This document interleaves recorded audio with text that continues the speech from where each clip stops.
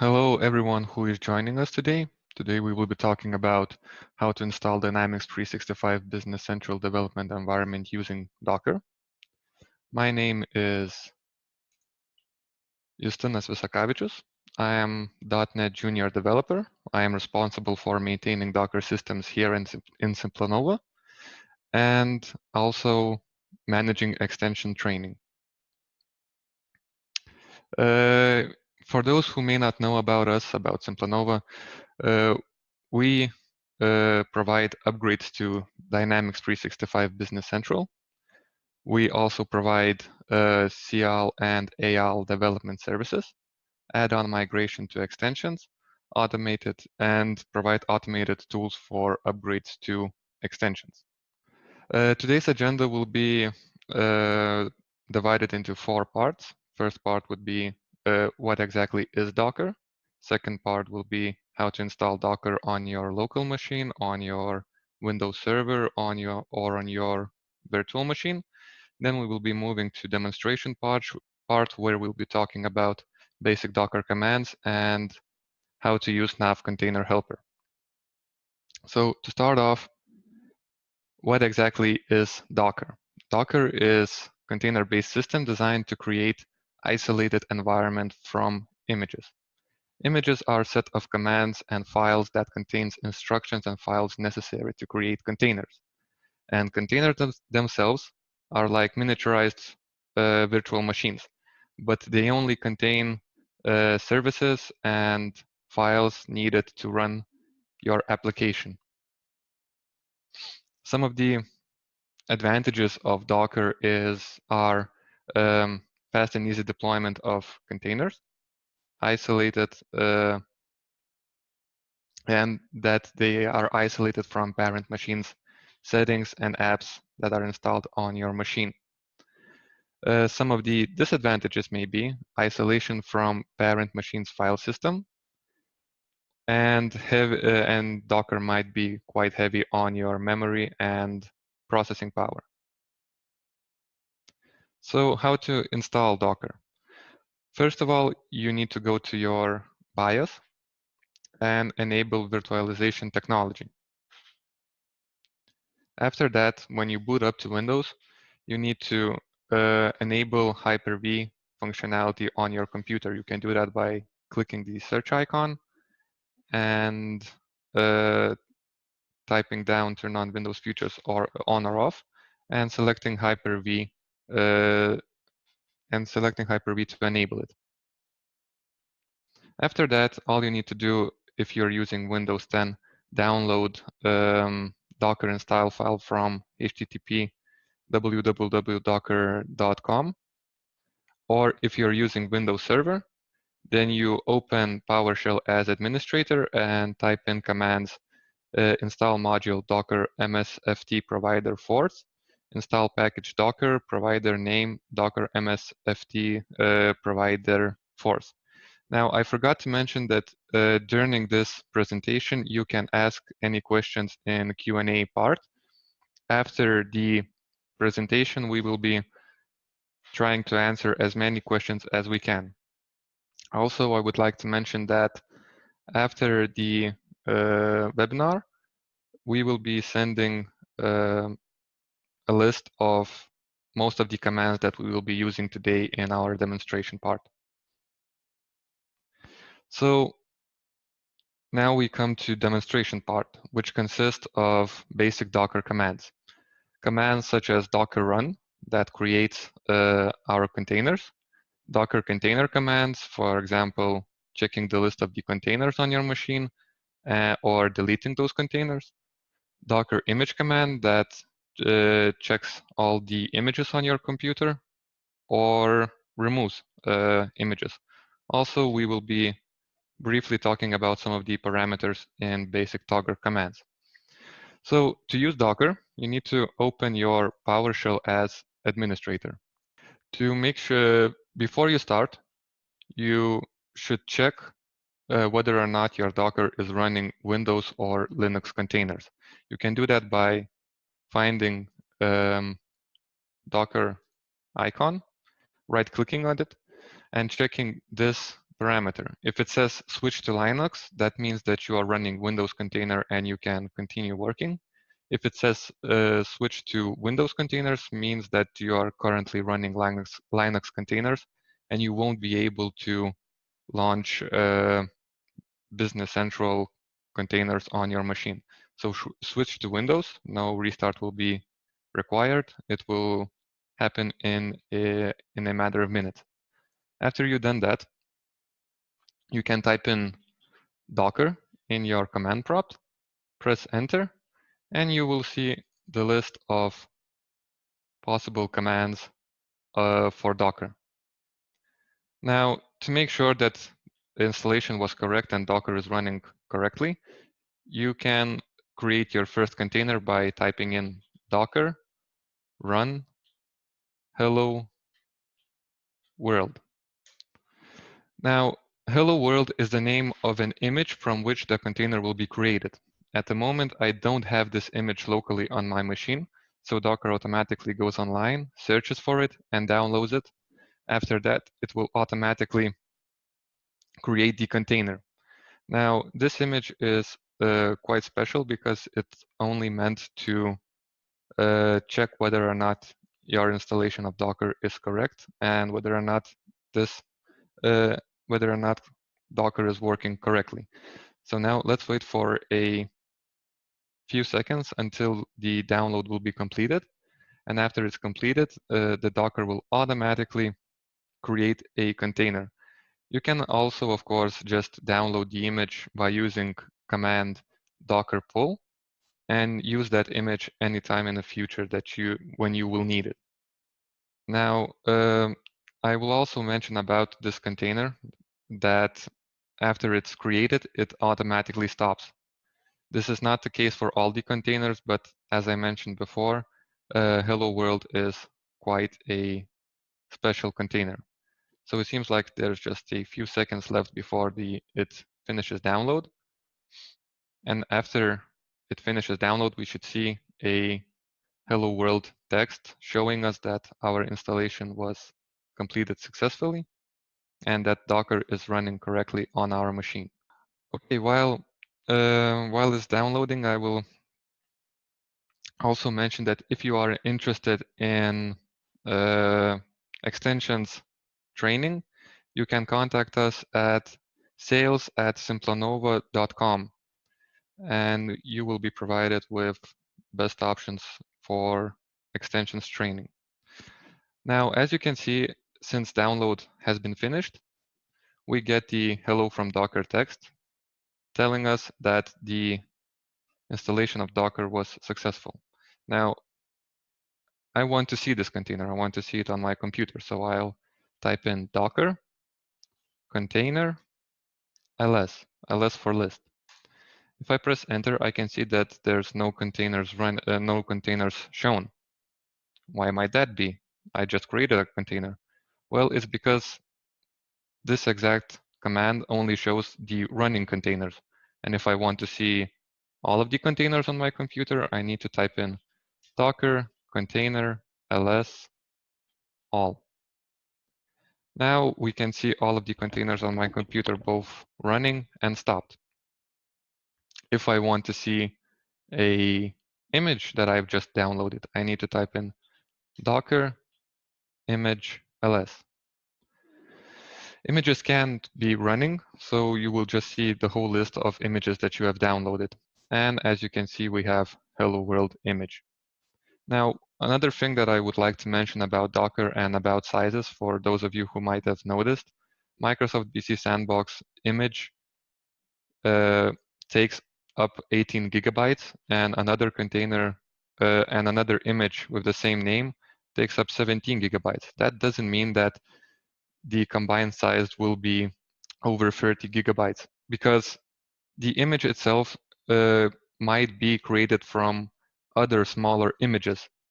So in this case, most of the first image, which takes up 18 gigabytes, most of it is comprised from the older image. If, for example, I would like to download an image of Italian locale, it will only download the files necessary, so it might only take up an extra 200 megabytes or 1 gigabyte. Now, let's say I don't have any more space on my computer, and I want to delete the hello world image from my computer. Let's try to do this. So I type in docker image rm, and to delete an image, I either need to use a name of the image or image ID. So I will use image ID. I will copy it and paste it. When I press enter, I get an error. You see, you can't delete an image while there is a container existing on your machine that was created from that image. So to delete the image, I first need to delete my container.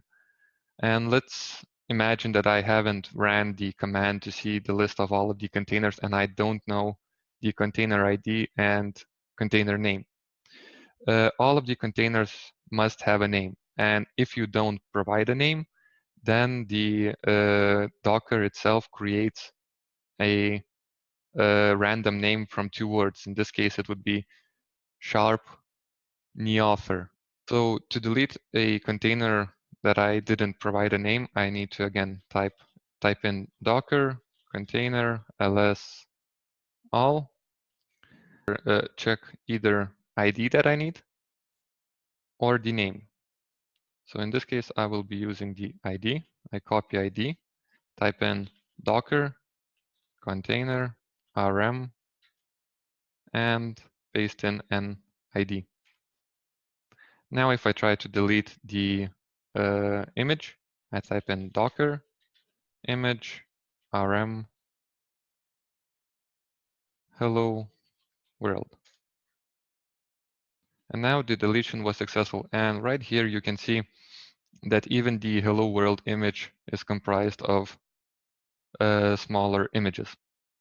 Now just to make sure that both container and the image is deleted, I again type in docker container ls all, and I can see that hello world container is gone. And for the image, docker image ls, and I can see that hello world image is gone again. Now you might have a question how to provide a name for a container. For that you have additional properties for each command in Docker. To know all of the options possible for each command, you type in docker and command for which you want to know the property. So in our case, it will be run. Then you put in 2 dashes and type in help. And here you can see all of the possible properties when using run command. There's quite a lot of them, but I will be only covering 2 of them that are name, docker name, and let's call this container name. And the other command, other property that might be useful for you in the future is p, which designates ports. Now, as I mentioned, the container itself is like miniaturized virtual machine, meaning that it has its own ports. And if you want to designate a custom port from your computer to your container, this is the property that you would use. So first number, let's use it 4000, will be your computer's port, and 40 will be connecting to the container's port. So our computer's 4000 port will be connecting to container's 40 port. And then again, I type in hello world image name, press enter, and it will create a container with a name, container name, and its port will be 4000 to 40. Now, this time we won't be waiting till it downloads. I mean, while it downloads, I will continue the presentation and talk about how to install NavContainerHelper. Even if you're using Windows 10 or Windows Server, it doesn't matter. The installation takes the same steps. You open PowerShell as administrator, If you haven't yet set execution policy to remote sign, then you type in set-execution policy remote signed and type in install module NavContainerHelper force. Now about NavContainer, we will be covering some of the commands such as write NavContainerHelper welcome text that will show you all of the possible commands with NavContainerHelper. Then I will be showing you new NavContainer command, how to create your first container, all of the possible parameters for this container, for this command, and remove NavContainer, which removes a container that you have created. Now let's see if download was completed. No, not yet. So we will return to it a bit later. Now for NavContainerHelper, we will be moving to our local server environment. So I have already created one container here for demonstration. So let's open Windows PowerShell. I need to open it as administrator. And if I type in docker container ls, you can see that I have one running container here in our server, which is called demonstration. Now, to create a Business Central container, you can use basic Docker commands, but the problem with basic Docker commands are that you can't, for example, immediately upload a license file to the container so that you can use all the functionality of Business Central, and you can't really export shortcuts for Seaside and on-premise RTC. For that, we are using NavContainerHelper. So our first command that I will be showing will be write NavContainerHelper welcome text. And here you can see all of the commands that come with this module. It ranges all the way from creating a new container here, new nav container, all the way to entering the container to manage files inside it. To see all of the possible properties with new nav container, I would suggest you go to Google and type in new nav container, and the first result will be and here you will be able to see all of the possible parameters for this command. And as you can see, there's quite a lot of them. So we really recommend you creating a template so that you wouldn't need to go here and pick through all of these parameters just to create a personalized container. I have template that we are using all the time here. So of course, it starts with new nav container. This is the name of the command. Then first parameter will be container name. For our demonstration purposes, let's call it demonstration. Next command is enable symbol loading. This command is only needed if you are planning to simultaneously develop both for the both in Seaside and extensions. This parameter enables the generation of symbols of your database after you restart it, so that when you are continuing development in extensions, you can download those symbols and see all of the custom modifications that you have made. Next command, next parameter, do not export objects to text. This is an optional parameter, but I highly recommend you use it because without this property, each time that you create new container, it will be exporting the whole database in text format to your computer. And after you delete the container, all of those files still remain on your computer, and they are quite hidden. So It's better not to have them lying around. Next parameter is authentication. You can choose one of 3 authentication methods. It's either Windows, NAV user password, or SaaS. We would recommend, if you are planning to connect your container to local network so that you can access it from other machines on your network, we would highly recommend you use NAV user password authentication method. But if you are only creating a container for your own machine, it's perfectly fine to use Windows authentication. Now, if you are interested in more about opening your containers to local network, you can, again, order our extension training. Next parameter is license file. It's not mandatory. You can always upload license file later on after you have created your container. But if you want to get shortcuts on your Windows to C side and RTC, you need to provide your license immediately. So we have our license stored here on local machine. So I'll just quickly copy path to it and paste it here into our template.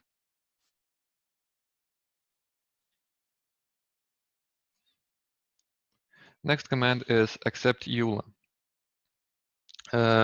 This is just a license agreement that is mandatory. Our next command is image name. So I mentioned before that Hello World image is quite special, even for its name, because it only consists of basically one name. Usually image names are created with 3 parts. So 1, 2, and 3. The first part is the name of the provider. So in our case, it will be Microsoft. The second part is the repository that we want to download it from. So let's say second part would be repository. So in our case, it's either BC Sandbox to download Business Central 365 development environment. And the third part will be tag. And tag can be either locale, the exact version that you want, or the operating system that you want. But in our case, we will just leave it empty. That means that that Docker will download the latest image. Now I will copy the command and paste it in here.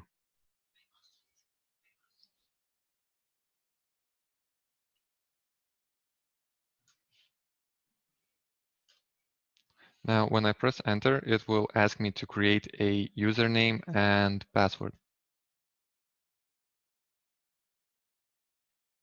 Oh, I just noticed that I left in another mistake.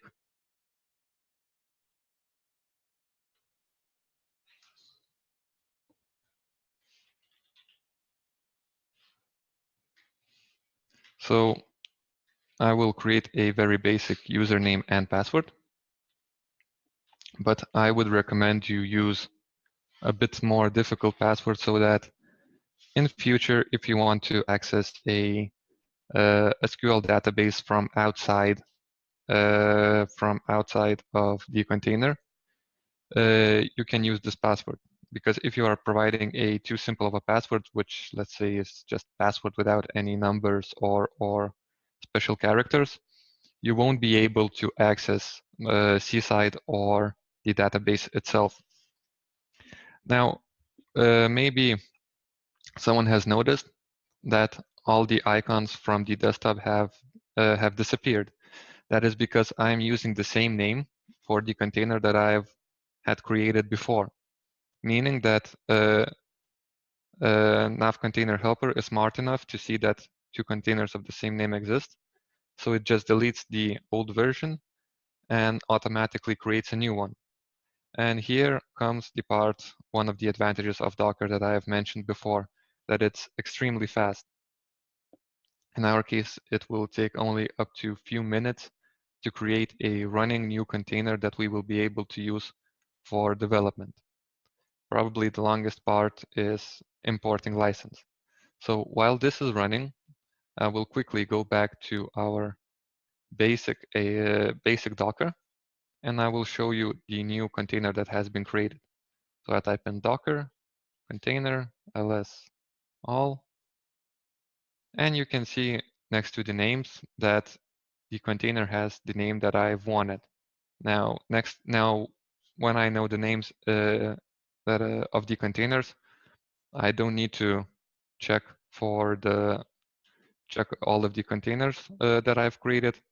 I just know the name, so I type in Docker container rm and container name, and the container is gone.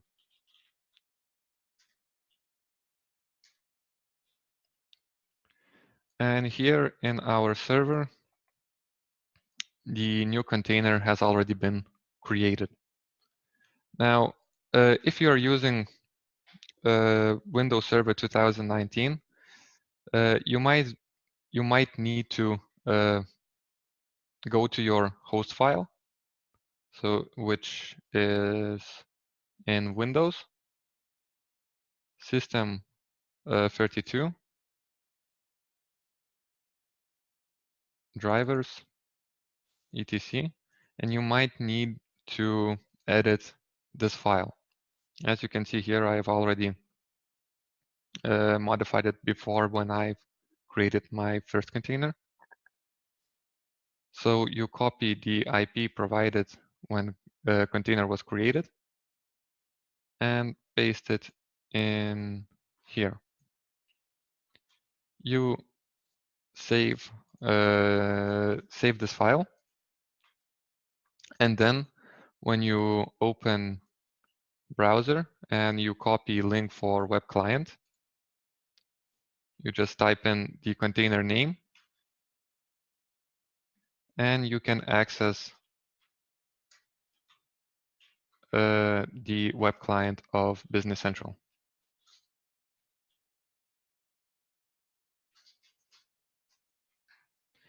Now that the container has been created, to connect to it, now for those who haven't tried extensions at all, I will just quickly run through some basics. So you need to download Visual Studio Code. When you open Visual Studio Code, you go to Extensions, press on the three dot here at the top, install from VCIX. And if you have VCIX file on your computer, you can use that. Or if you're using Docker, you just copy this link under Files and paste it in here. Then you press Install, and it will automatically download VCIX file and install it on your Visual Studio Code. After that, you press F1 and select ALGO. Here you can create a name for your project. So let's call it demonstration. Select that you are developing for your own server. And in here, now that we have edited host file, all we need to do is type in demonstration next to a server. For server instance, when you are using Docker, it will always, by default, will be NAV. After that, you just press F1 again and select download symbols. Here you again need to provide your login details that you have provided when creating a container.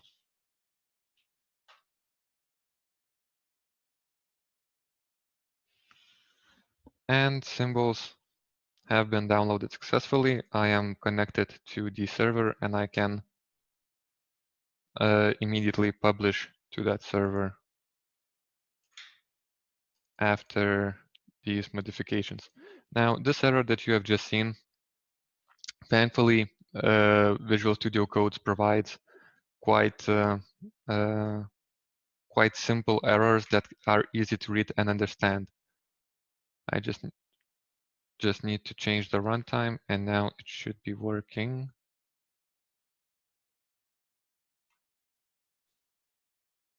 Yes, the extension was published to the server, and it automatically opens Dynamics 365 web client. So thank you for your time. Thank you for watching and listening. Now we are ready for your questions.